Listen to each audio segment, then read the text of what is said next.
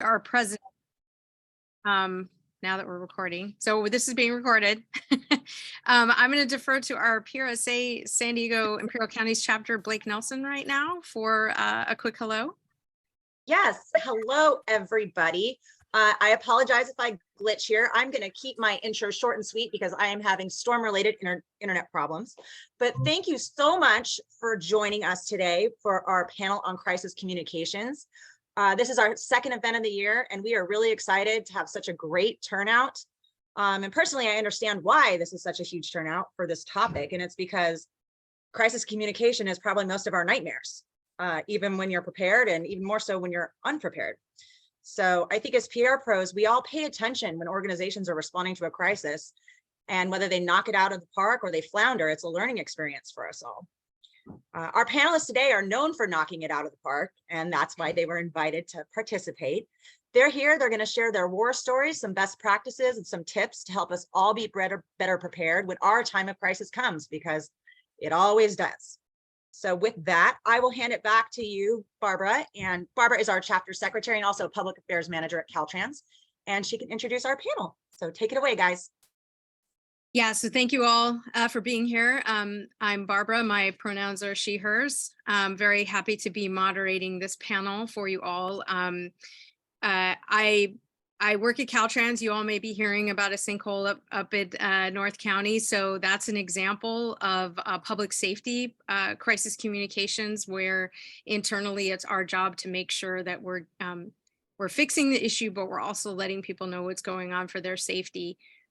Crisis communications can be about something your organization did or does, something an employee did, something a client did, or an act of, Mother Nature. You really don't know what's going to happen until it happens. So I have three experts who can share those stories with us today. I'm going to let them introduce themselves. I'm going to start with Margie. Please tell us who you are. Thanks, Barb. Hey, everybody. I recognize a lot of names in here, and I'm really excited you're all here. I'm Margie Newman. I am founding partner of Intesa Communications Group. So we help leaders around town and beyond communicate and advocate with confidence in crisis, opportunity, and everywhere in between. We're a 6-person shop. We're headquartered in San Diego. We've been around for about 10 years. Thank you, Margie. Jonathan, I will go to you. Hi, thanks, Barbara. Hello, everyone. It's great to be here. Thank you for the opportunity to participate today. I'm Jonathan Heller. I'm Director of Communications for the San Diego County Regional Airport Authority. As you know, we operate San Diego International Airport. I've been doing this for about 8 years now. And previously, I held a few other PR jobs and was also a reporter for about 18 years here in San Diego. And last but definitely not least, Melissa Cameron, who is with Southwest Strategies and a PRSA Platinum sponsor. Thank you, Melissa. Thanks. I'm excited to be back here today as a past president. It's always exciting to see kind of what the chapter is working on now. As Barb mentioned, my name is Melissa Cameron. I'm a senior vice president and partner at Southwest Strategies. We are a public affairs and public relations agency. We mainly work in infrastructure, so a lot of the exciting work around utilities and land use and transportation is what takes up my day-to-day. So thank you all for being here. And again, welcome to everyone who's joining us. And I want to give a shout out to the Professional Development Committee of our chapter who helped put this, this panel together. So I'm going to start with you first, Margie. The crisis that we're going to talk about has been in the news and the headlines most recently. I would like you to just explain to us how you got involved in the situation happening. Oh, can everyone mute themselves, please? That's my team. Hey, okay. hey, Margie. Hey, Ken. I think the host can mute all participants. Hold on.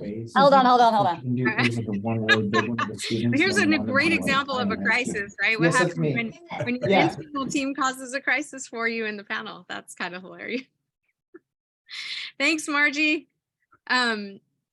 So the story that has been in the headlines most recently is actually involves the LGBTQ community, member of the community, and the YMCA in Santee. So I'm going to let you just kind of explain, Margie, how your organization, how your agency got involved there.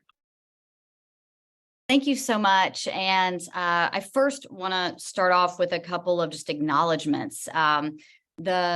I can't tell this story without first thanking the YMCA of San Diego County. They have continued trust in me, and I'm so grateful. In the scariest moments, that they continue to call. They know who they are as an organization. They live and just excel at their values every day. They are consummate professionals. They've got an in-house team of communications people that are absolute rock stars. And so this is a success story, as much as it is an equity example. And it's because the YMCA of San Diego County, they know who they are. And in any crisis, when you're coming into it not knowing who you are, that's a hard thing. They know who they are. I also just want to thank and acknowledge Chrissy Wood, the transgender member of the Cameron Family YMCA in Santee, who was minding her own business, changing after swimming with her Aqua Sisters, a group of fellow women in their mid to late 60s who swim at the Y every day. And a small group of people took her minding her own business on a day-to-day activity and tried to make it fulfill their own fear-based political agenda. And my heart breaks that it happened to her. It's a beautiful example. All of me is inspired by her. So I just want to acknowledge those two things first. We could do an entire hour just on the Santee crisis. It was multifaceted. It involved safety. It involved privacy. It involved fear. It involved civil rights code. It involved national media, death threats, you name it. So instead of going through it all, I really just want to give you 5 big takeaways and tools that you as communications professionals can use. Because to me, that is the part, sorry, I have a little bit of a screen glitch there. For me, that is the part that matters most, is what can you take from it and learn from it. So I'll start by just saying if you're not familiar, I don't know how many of you are familiar, but in December 2022, a 17-year-old was in the locker room at the Cameron Family YMCA, which is in Santee. For those of you who I know there are some out-of-town folks, I recognize your names. That is just outside of what you think of as San Diego proper. And so the young girl said that she had been exposed to a man in the locker room, brought that to staff. Staff assured what you heard was the voice of a transgender member. This member is known to us. In January, the young woman took her fears and issues with policy, what they were deeming YMCA policy, to Santee City Council. From there, as you can imagine, it went to the internet, and then it went from a spark to just a white hot flame of an informational crisis. It's just as recently as Sunday, Chrissy is on the front of the opinion section of the Union Tribune, along with other people and their various opinions. And it was a beautiful, beautiful piece. So we are in a really, really good spot. I want to read you a couple of headlines to help you understand what we were dealing with. And I just want you to imagine that your organization is in these headlines. First headline, Santee YMCA allows naked man to use women's locker room with underage girls. Another headline, teen girls forced to see naked men at the YMCA. YMCA staff shamed teen girl upset by seeing trans woman's penis in locker room. So these are headlines. These are national headlines. It was a flame. It was a forest fire of misinformation and fear. Playbook as old as time, right? Let's use a group that we don't really think are real humans. We don't view them in that way. And let's make everyone scared of them. So old playbook, new topic. And it was the Santee YMCA. So San Diego County YMCA, 13 locations, Santee is one, and it's a part of a $9 billion global brand. So all eyes are on us. By the time the story on day 6 of the crisis got to local mainstream and national mainstream media, here were the headlines. And this is where the success comes in. Santee YMCA targeted in movement against transgender rights. Transgender woman crushed by backlash after using a YMCA shower. So we went from genitalia and just complete fear and mistruth to fair and balanced. This is what is happening in Santee. It's some of the best work of my career. And I think instead of really going through all the details, I just want to give you some takeaways. So the first one, as PR pros, just know, I think earlier someone said this is the nightmare, crisis is the nightmare. If you really feel that way, the best thing for you to do is recognize that's totally cool and okay. You can be a consummate professional. You can be at the top of your craft at being a PIO or being a communications person or a marketing person, whatever you are. Crisis communications is a discipline. It's a very specific discipline. And the best thing you can do is have an outside partner to just give you that boost. You don't have to do it by yourself. And you should start setting expectations with your leaders and management that just because you have a whole staff of communications people doesn't mean they're crisis communications people. And that's cool. You don't need to have an in-house crisis person, right? You can contract out for that. So please don't feel like you should just magically know this. But here are 5 things that I think were helpful in this case. The goal, number 1, the goal is to not make the crisis go away. And that's really hard for CEOs and leaders and board members and donors to hear. They want it, okay, just make it go away. That's not what we do anymore because we can't turn off the internet and we can't tell people what to say. So our goal is to build trust and confidence as communications professionals. Our goal is to build trust and confidence as we journey through it. And in every way, our actions, inactions, anything we're saying or doing, do they build trust and confidence? Because if not, we shouldn't be doing those things. Another thing is to know your audience community. I like to think of it as a tapestry. So think of your organization and all your different audience members. They're probably different races, religious associations, languages, political opinions. They probably have vastly different opinions and beliefs, but they probably share a similar subsection of values, or else you wouldn't be in partnership or customer, wouldn't have that relationship.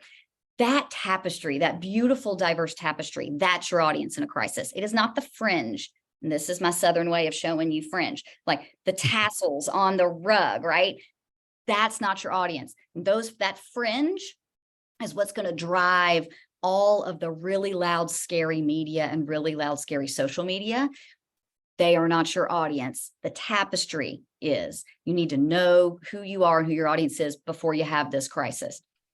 The next one is the whole idea, again, to build trust and confidence as you walk through it, is think of a crisis as a fire, as a flame. Our goal is to just dampen, take the oxygen out of the flame. We can't just blow it out because we can't turn off the internet. We can't tell people they're not allowed to have candles. We have to reduce the oxygen to the flame. And that means being really disciplined with our messaging, with our spokespeople, everything. I want to tell you a little bit. I'm looking at my notes because I want to make sure I get it. For the YMCA, we had a small, loud, coordinated group with a political agenda, taken their message all over the internet and all over national media and certain media. And they wanted to take us down rabbit holes. We said, we are safe, we are for all, we follow the law. That is our message. It's not YMCA policy, it's state law, but we are also for all. So yes, please come here, transgender members. Please come here, straight white male members. Please come here, everyone. We are for all. We're going to follow the law. So California state law, under Civil Rights Code, it's the UNRRA Civil Rights Act, protects gender restroom use, just like it protects any civil rights. So race, religion, sex, marital status, gender identity. And so that means any public accommodations. So all y'all listen up who have restrooms or locker rooms that the public can access. It could happen at the airport. It could happen at a school, anywhere. If I identify as a male or female, I am protected by Civil Rights Code to use the restroom that I feel most comfortable with. So It's the law. We know we're safe. We're not going to go down this rabbit hole of are you safe? Every member and every employee is checked on the National Sex Offender Registry every day. So we're not going to do this argument. And we're for all. We're believe in our mission. And even if it weren't state law, we would say we are for all. That was our message. That was our only message. And it was to keep the oxygen low. The other one was to keep the circle small. PR people, you will uniquely appreciate that the first thing everyone wanted us to do was send a press release to the whole world that said, we're safe, we promise. And we're going to review all of our safety policies just in case. We know we're safe. We'll review privacy policies within ADA compliance. But we are going to tell this group of people, because this is who needs to hear it. We're going to tell them this message. We're not going to tell the rest of the county. It was 6 days until the rest of the county heard about this. We'd been dealing with this for 6 days. We kept it intentionally small, transparent with that group of people, but we didn't go tell the whole world, hey, we're in crisis. So that was a tough one. And it was the best thing that we did. And the other one is we didn't have to fight a battle on every front. You've got partners, you've got people out there who are going to fight those whack-a-mole battles. Great, go let them. You need to focus on your mission. The third was, that was the third, oxygen to the flame. The fourth was safety and well-being of your staff. I can't stress this enough. There will be people who say your donors are your shareholders, your donors, your board, your customers. No, those are not your priority audiences. This was a situation where we had death threats. As soon as this information, YMCA lets men shower with young girls, not true, hit national news, our staff was getting death threats. The schools of our staff were getting death threats, real death threats from all over the country. And we prioritized the well-being and safety of staff. We closed down the YMCA for 2 different days. We had sheriffs with rifles on our roof. We are protecting our staff. We're having town halls for our staff. We are telling our staff things. They are our priority. If we're going to live our mission to serve others, put your mask on first, right? So that was a big deal. We are currently helping a client with a crisis where they're like, we haven't done that. Can we start doing that? Yes, you can start. You can start today. And then the fifth one is, and then I'll stop talking, is to harness the human superpower of anxiety. So the broken record I am on this is we are told, hey, don't bring that negative energy in the room. Don't you be telling us what could go wrong. People want to surround themselves with just the people who make them feel good. And every crisis I've ever worked, there's somebody who goes, I saw that coming. I saw that coming, right? I saw that coming, but I didn't want to be the negative person in the room, or I didn't want to not be the team player. And Dr. Tracy Dennis-Tuari has this great research. She's an anxiety researcher. And the way she phrases it, which I appreciate because it gave me the words, was we're telling people the wrong thing. We've told people they're broken if they're anxious. And in fact, anxiety gives us this superpower of planning ahead and thinking through scenarios. And when you're in a crisis, what are all the scenarios? Before you see a crisis, what are the things that could happen? You've got to allow room for your staff to voice what may be viewed as negativity so you can plan for it. Right. It doesn't make them bad or broken. So those are the big 5 things that we did as a YMCA that helped us go from horribly misleading headlines, which we couldn't refute right off the bat because we can't go talk about a member's genitalia. Chrissy came out so bravely on day 6. So for 6 days, we were not able to say things because that's not our story to tell. She just happens to be brave enough that she told it and continues to tell it as of, last month. Right. So that is the main, those are the main components. Yeah, I just want to, before we move on to Jonathan, thank you for sharing that. And like you said, we could talk probably for 2 hours about all of this. That we had talked a little bit about it, and I just kept thinking, like, that's amazing. We need to tell people this. I think one of the things that you've taught me today is the fringe of the tassels. I'll never forget that. And a lot of us, I think when you're doing social media, you see those tassels a lot. They're trying to distract, and the more you watch, you don't really get a lot of traction. So avoid that. Like you said, that's great advice. Don't engage. And I think the anxiety piece is really helpful. I've always seen it as I've been labeled an alarmist, and usually it's because I'm looking like down the road to say like, we didn't think about this, or, you know, putting yourself in that seat is really helpful. So thank you for sharing that. Well, if anyone has questions, please put them in the chat. We're going to move on to Jonathan. Jonathan, so we're going to go to you, and over the holidays, folks may remember the situation with Southwest Airlines at the airport. He reminded me there were several other things happening at the same time, but I bet a lot of people didn't know about them, right? It's kind of along those lines of what you share out and what you don't. Jonathan, do you want to kind of explain what your December was like? Yeah, thanks, Barb. And I first want to say I wish we had Margie helping us out for this holiday period. That would have been great. So December holiday period, we were planning for a normal holiday period. We had put out a news release on the holiday travel period, which we do for most of the major holidays.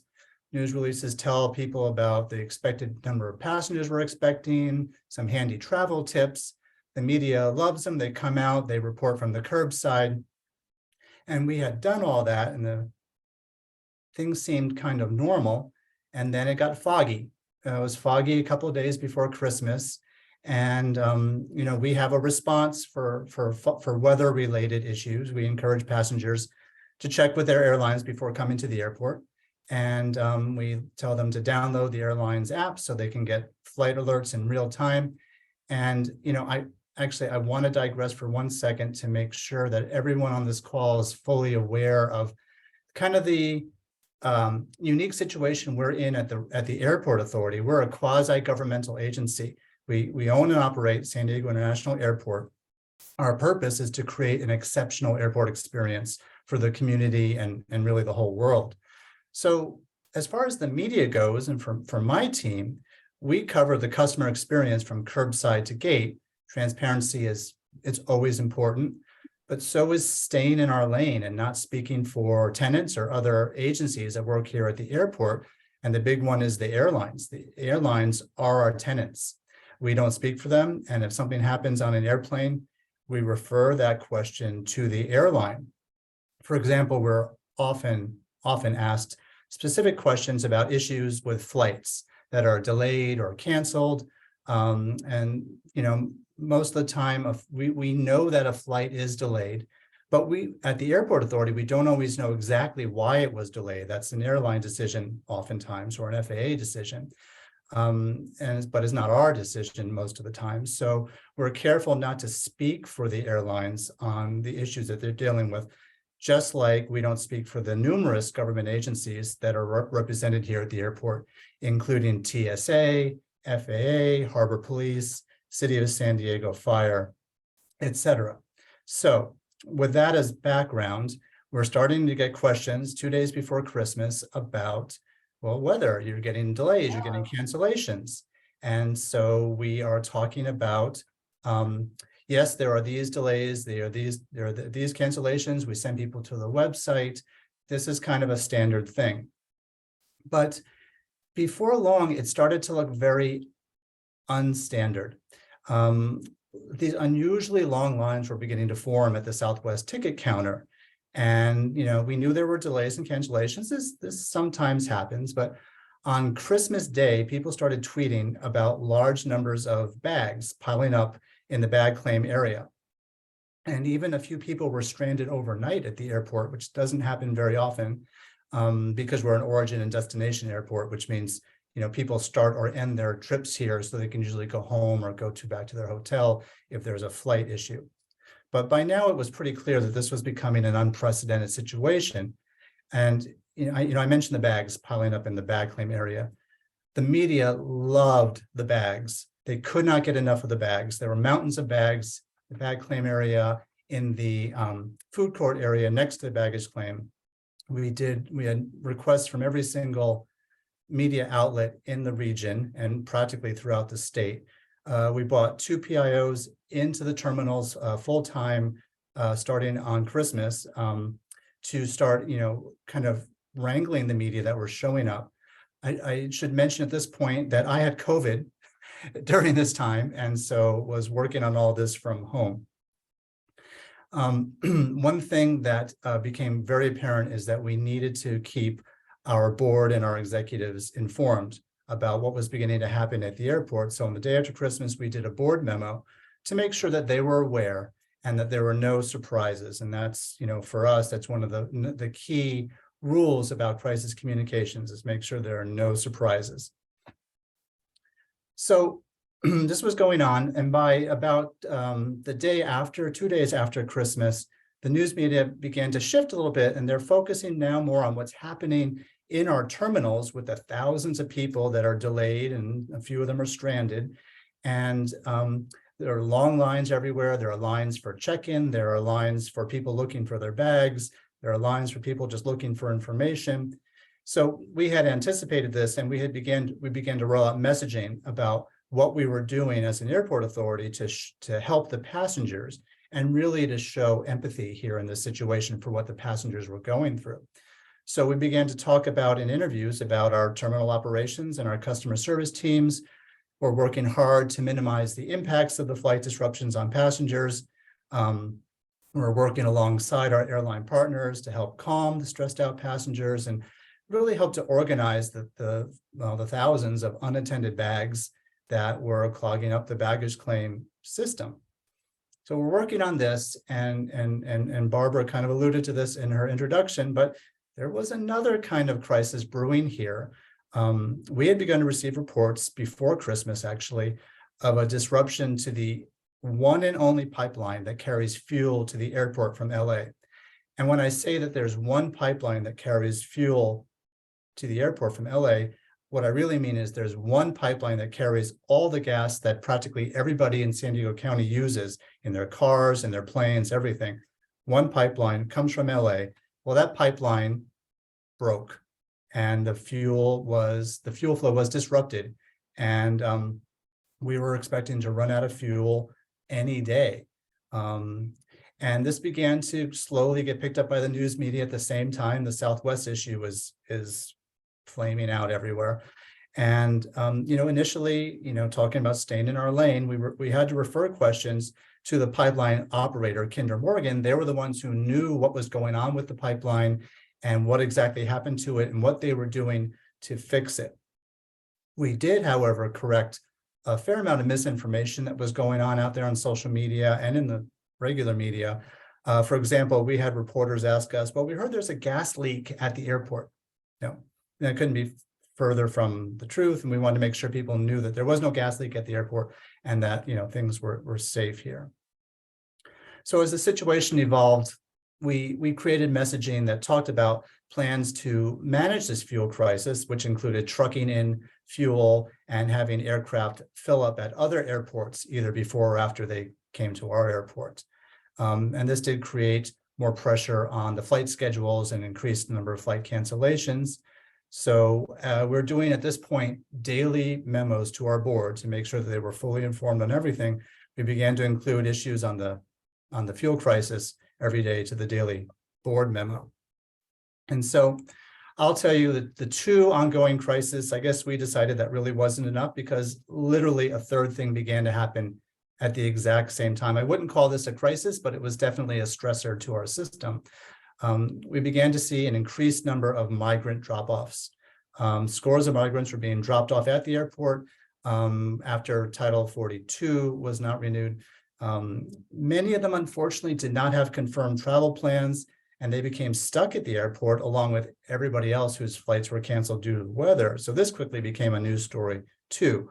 So my team, and I really want to give credit to my team, Nicole Hall and Larissa Casillas, and up until recently, Sabrina LaPiccolo, they were just amazing during this time, working in the terminals, answering questions on the fly, batting messaging back and forth between those two and me at home. I was, anyway.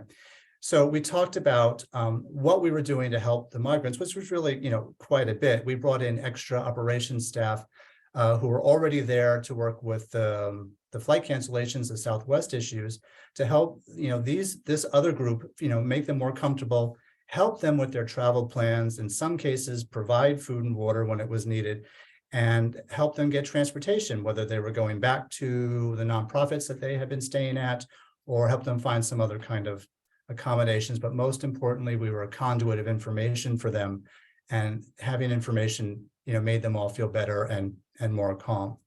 And yes, we started to add the daily migrant issue to the board members as well.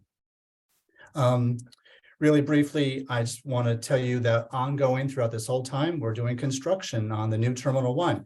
It's happening all around Terminal 1. So there's congestion, there's roads closed, there are parking lots that are closed, and there are detours. And so it was a lot to message to people about, just to navigate the airport. So, it was a lot of things going at once. It took a lot of concentration and a lot of focus.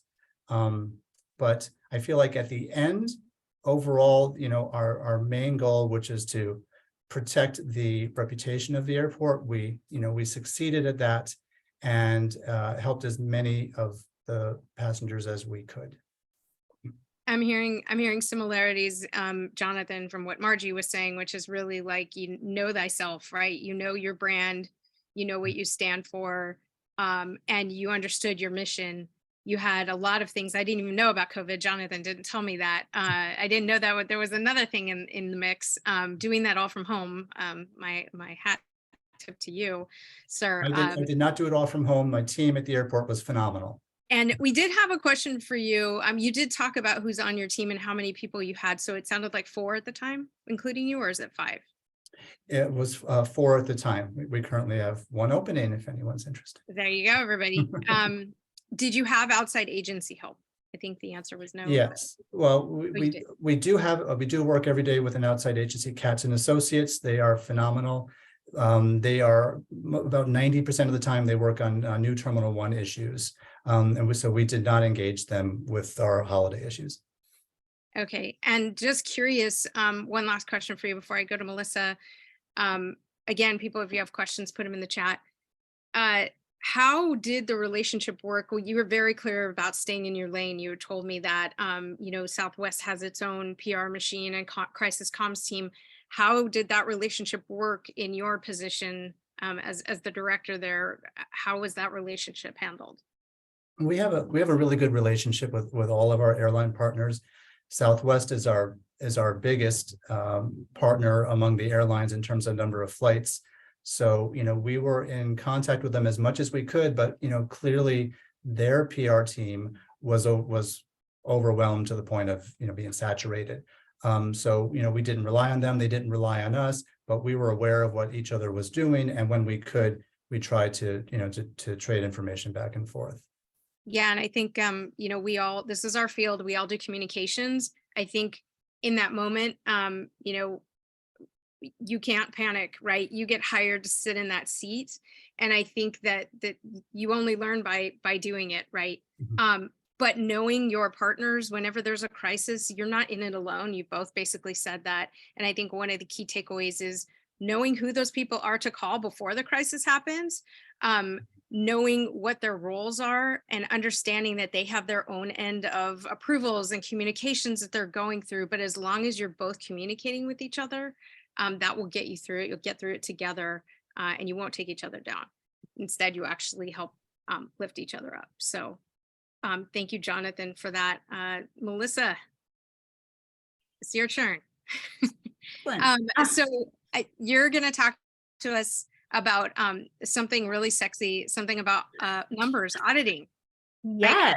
Can I see everyone's excitement and hear it? Audits. Why are audits important? When you're in the world working with, a lot of government agencies, as well as businesses that cater to government agencies, you end up looking at crises a little differently because they're a little less sexy and a little less dramatic, but they're a lot more long-term in a lot of ways.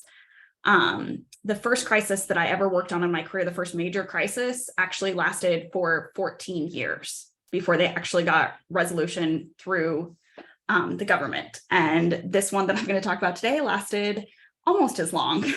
So we worked with a company that's based here in San Diego, and they're a family-owned project management company called GAFCON, and they work with school districts and ports and other, public agencies to do master planning. And they had a contract several years ago with the city of Irvine to develop a plan and manage the plan development for the Great Park.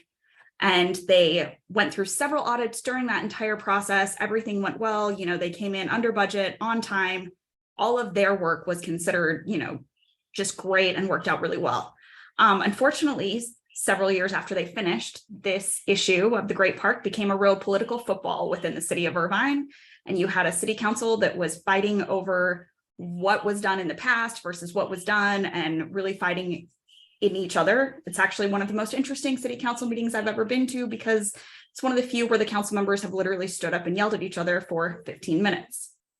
So caught in the middle of this, though, was GAFCON. As part of the city council hired an auditor to look into their past work.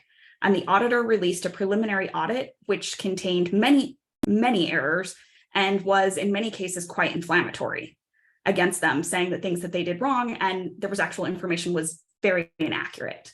And this is really difficult when you're a company that works mainly with public agencies, because your reputation, if you're getting said that, maybe you didn't handle public funds correctly, that's a real problem for getting other contracts. And they were in the process of going through RFPs for several other public agencies to do the work. So looking at kind of the key takeaways, because I know a lot of this has been covered in, how you look at crisis and what Margie and Jonathan did. A couple key takeaways I wanted to bring up were, the first thing you want to always do is be prepared, and you want to be prepared, well before the crisis comes up. So for a lot of our clients, we put together these crisis manuals that have, all the information that you would have. So if there's a crisis, this is everyone you need to call. This is who's in charge of what. These are your key messages. And then these are some scenarios that you might have that are very likely, and how would you respond to them, so that ahead of time you have that. So one of the things we were really lucky is that GAFCON, had thought through a lot of these things, not to this level. So we were a little bit caught trying to figure out, how might we respond? So one of the things that we took from there was, looking at who their audience actually was. And yes, this is all over the public, this is all over in the news, but are those the people that you're actually going to be talking to, and are those the people that you need to talk to?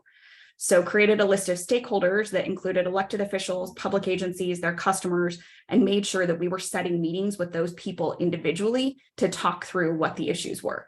And then where we had to deal with, things that were coming out incorrect with the media, sat down with each reporter that covered this. And then we also created, from looking at whatever we needed to do from a broad perspective, to break down a very complicated issue, to actually come up with videos for each of the major issues in the audience, put them out on a website to say, we are fully transparent. We are, we believe that we fully use government money perfectly. We did not see any issues. So really put that out there so that everyone could see that, as well as really doing those individual meetings with the stakeholders. The last thing is we tried to look very creative of, what else can we do? And one of the interesting things we found out is that auditors under the state accounting board are actually, there are things that they have to do. There are requirements that they have to do. So we worked with several elected officials and got an investigation into this through the state accounting board, which eventually came out, and the auditors lost their license because of this. So we really looked at not just how to do the communications, but how do you get past that crisis? What can you do as a PR person to help the company or the government agency move past that crisis, not just communicate about it? So I want to leave time for questions. Yeah, I think you've all kind of touched on, so you've touched on stakeholders. Everybody was talking about partners in these times of crisis. Melissa, you're also referring to electeds, which is a whole other, I've talked to folks in PR and comms who say, I don't like politics, right?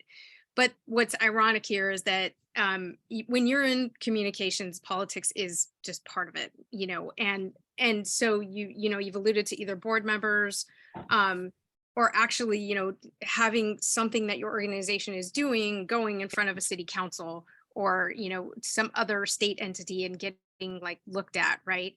So what is your advice, Melissa, for somebody who kind of has that sense of I got into communications because it's not about politics? Unfortunately, I think, everything somewhat comes to politics, especially, I mean, look at the YMCA didn't necessarily would have thought that they were going to get put into a political issue, but it becomes that. And even things when you look at the airport, because of the public funding, it's really difficult to, if you have any public funding, if you have anything where you might be regulated on, or anything where you might have to deal with elected officials, to stay out of the political arena. And there's a lot of things that, you know, as you're looking at as a PR practitioner, it's not that you have to be, you know, all into politics, but you need to understand who your company stakeholders are and who your client stakeholders are, because a lot of times those are going to contain those people, whether they're current elected officials or former elected officials. And you want to make sure that you're looking out for your client or your company, that they are actually communicating with those people and that they're keeping those people happy, because maybe your client's funding comes from them, or maybe your client, you know, really wants to get involved in the community and they need to have, you know, the support of that elected official. Margie and I have worked together on, you know, campaigns and such before. So we've done a lot kind of in that political world, things where you wouldn't think, where you're working with, you know, developers and looking at land uses, and suddenly it becomes a major political issue of how should this land be used. Everything is so, political. I challenge anyone to find something that's not political. I also would love to talk about, there was a question way back here in the. No, I was going to go back to that. Please, folks, don't be shy. I know you're all absorbing this and you're like, oh my God, but you got to have questions. I know you do. This is a great group of PR pros here. But there was a question from Carolina. To you, Margie. She's curious about the small group that you referred to in your case. How did you identify that group? Who were they and how supportive were they? I think they weren't the supporters, right? So when I was talking about a small group, I think, and Catalina, jump in if I'm misunderstanding your question. When I said we kept conversations and information very intentional and small, it was because at first, truly, this was a fringe issue, the tassels of the rug, right? This was not all of the members of the YMCA. This wasn't every branch of the YMCA. It wasn't every elected official. It wasn't every city. So we said, okay, inside out, right? In the very middle of this is staff. So we communicated with Santee staff. That's what I mean by we kept it small. Who needs to know and what do they need to know? Because it wasn't everybody, so that we could reduce oxygen to the flame. So that small group I was referring to, Santee has its own board. So the Santee board, Santee staff, Santee members. But again, there's 13 other branches and boards and groups of members, not those folks. And then a small group of the executive, the corporate board that oversees all locations and programming and social services at the Y. We pulled together a small group of the board, all shared the same values, but very different opinions about this issue of equity. And so how we communicated, what groups we talked to, communicating with a 40-person board, you can't in a crisis. But could we communicate with 7 who we know have the views of that board in real time? And so that's what I mean by small. And then as we would see that it needed to be out, we would go to the next layer of that onion, right? Or that target board. But we really started and we kept it small, which gave us 6 days to turn the message from non-factual, scary headlines to Santee YMCA targeted by extremists. That's what I meant by small. So that's interesting, because we did get a question from Elena. You did, that's one of the things that stuck in my head. Not everyone has the 6 days. Sometimes it's like 5 minutes, right? Or we're getting told about something before, we really know it's a thing, right? People on the outside are letting us know. So Elena's question is, how do you deal with media inquiries that are coming in during a crisis, but you want to make sure your stakeholders get messaging first? I think it's open to all clarify real quick. I didn't mean we had 6 days until media picked it up. Well, sorry, now local. You're right. we were getting incoming from fringe media like you wouldn't believe. Yeah. No, I apologize. You're right. Yeah. I can add to that too. We communicated with our board every single day to not only make sure that they were informed, but we also provided them with their own talking points, because many of our board members are elected officials. They're out in the community and they're getting asked questions too. So we provided them with talking points that they could use when they were out in the community as well. So yeah, daily contact with your key stakeholders is one of the most important things.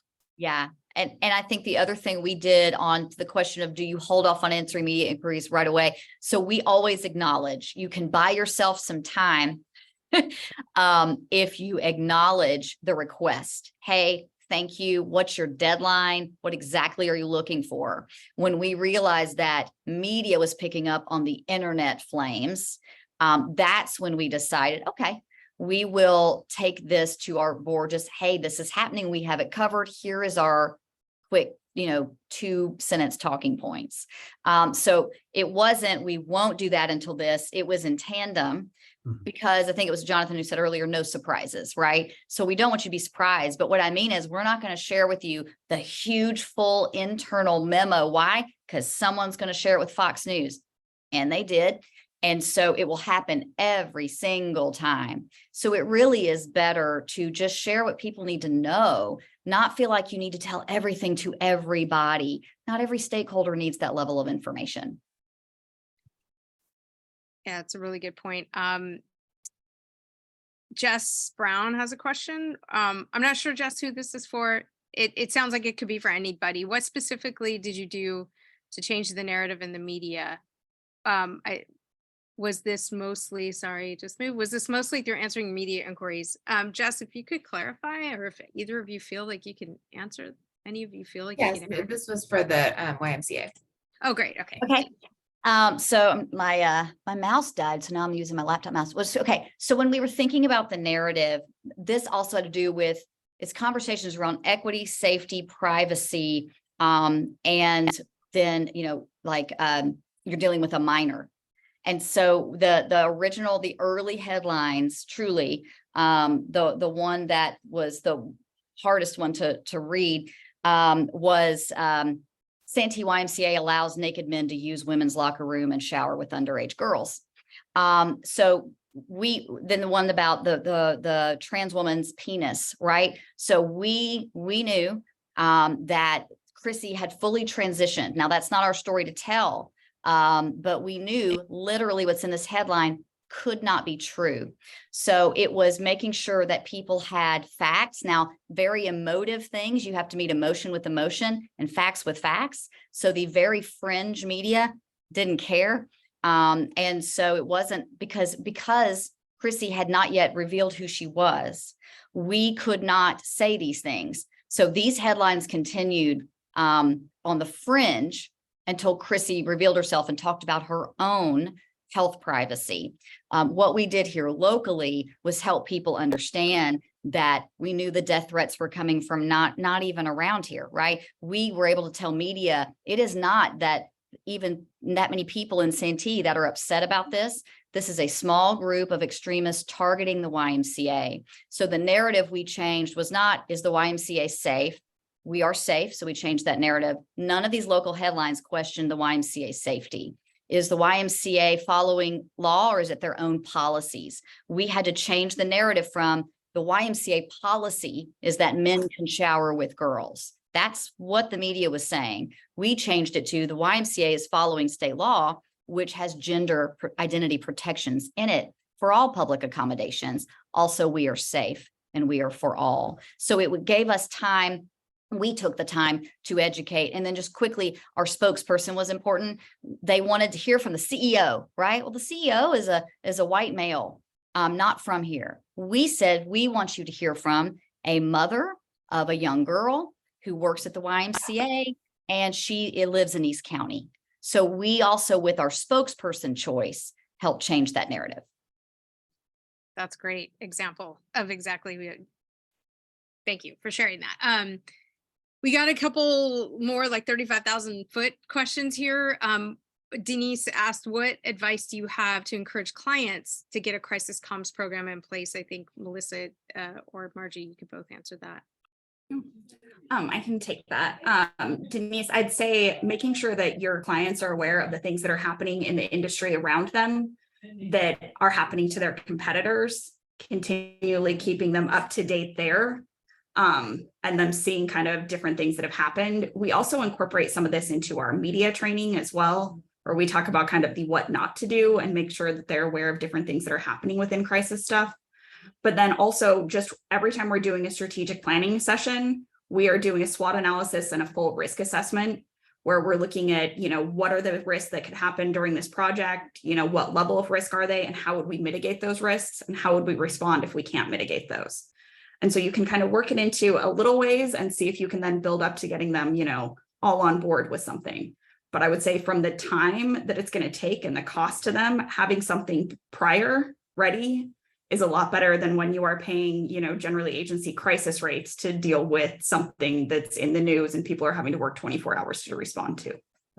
The other thing I'd add to that, hey, Denise, is just ask the CEO what's keeping you up at night, and then ask the board chair what's keeping you up at night.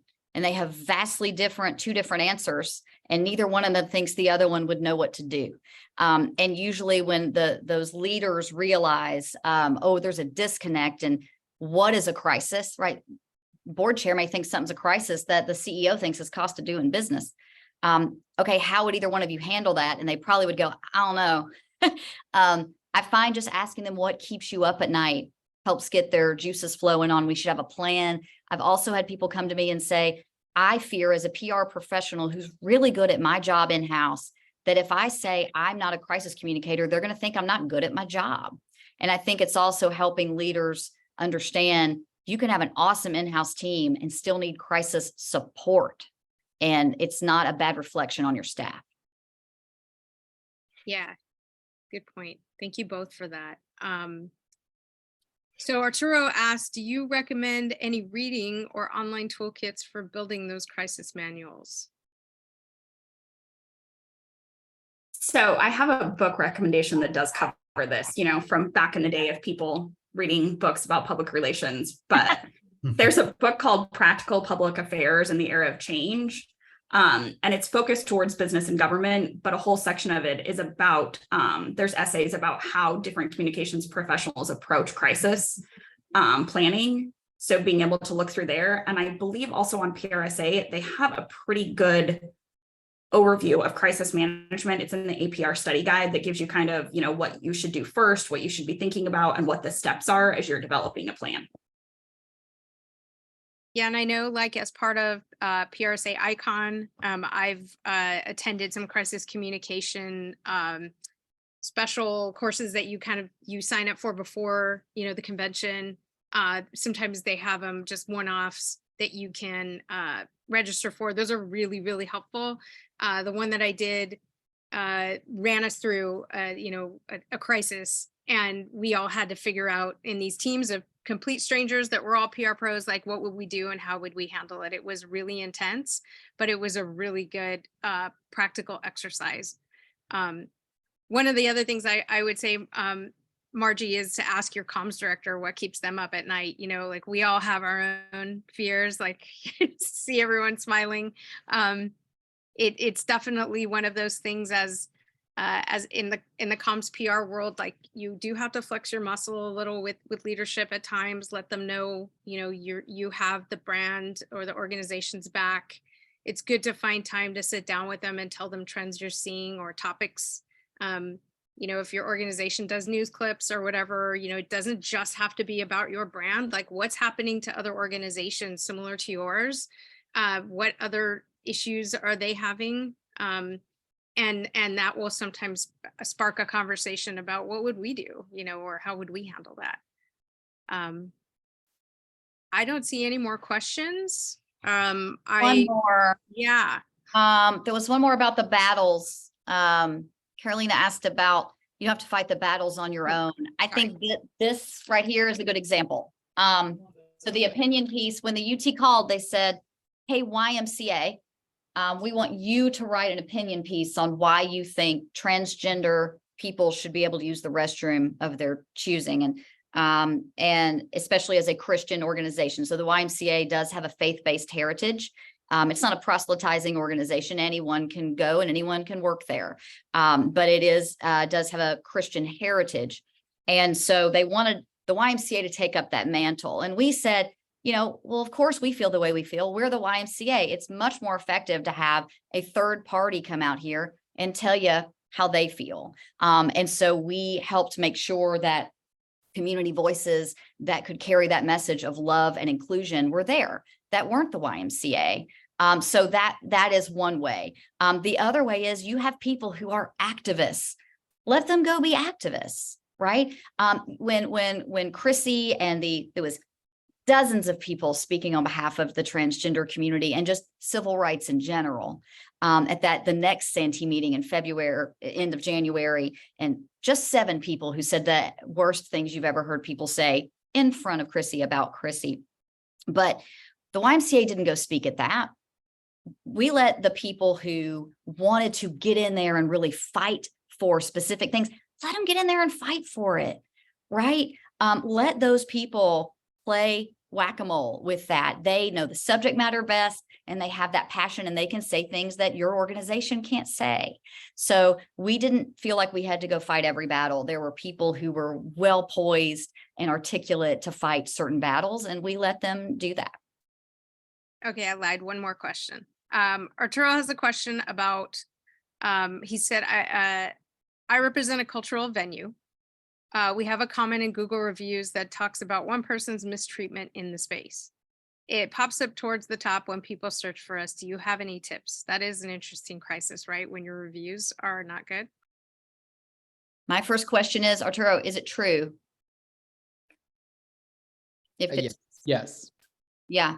So I think that's a case where if it's true, then a follow-up in there from the venue, depending on the situation, which is how regret that person was mistreated in this space, and we want to make it right.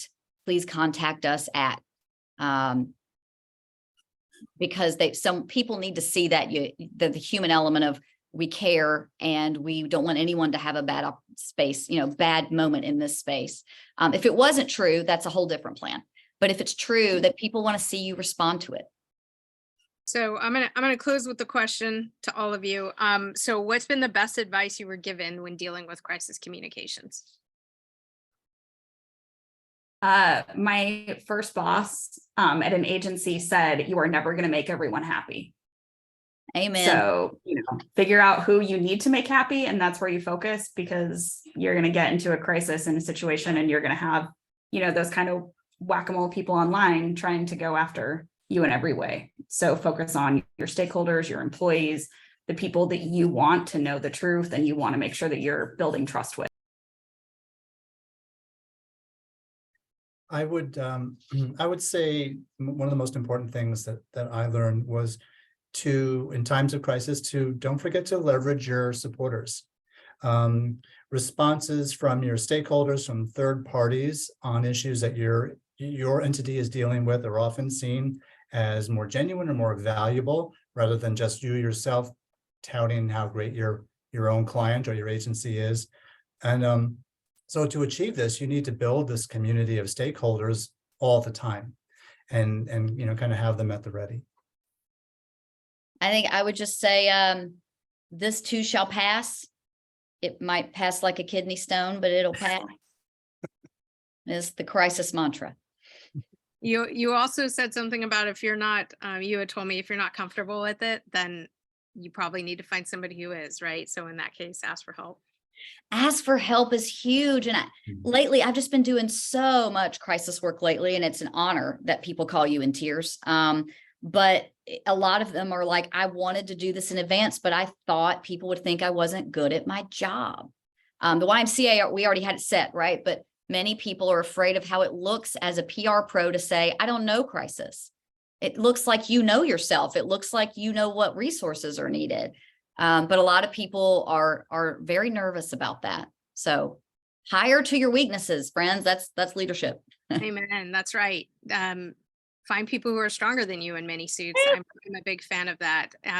And just like I said, just remember, sometimes the crisis can come from inside employees, bad employees behaving, badly, and, things just happen sometimes. And so we just always have to be prepared. So it's been an extreme pleasure to have this conversation with the three of you. I respect you all and appreciate you giving us an hour of your time. And I thank everyone who joined us with your questions and your listening skills.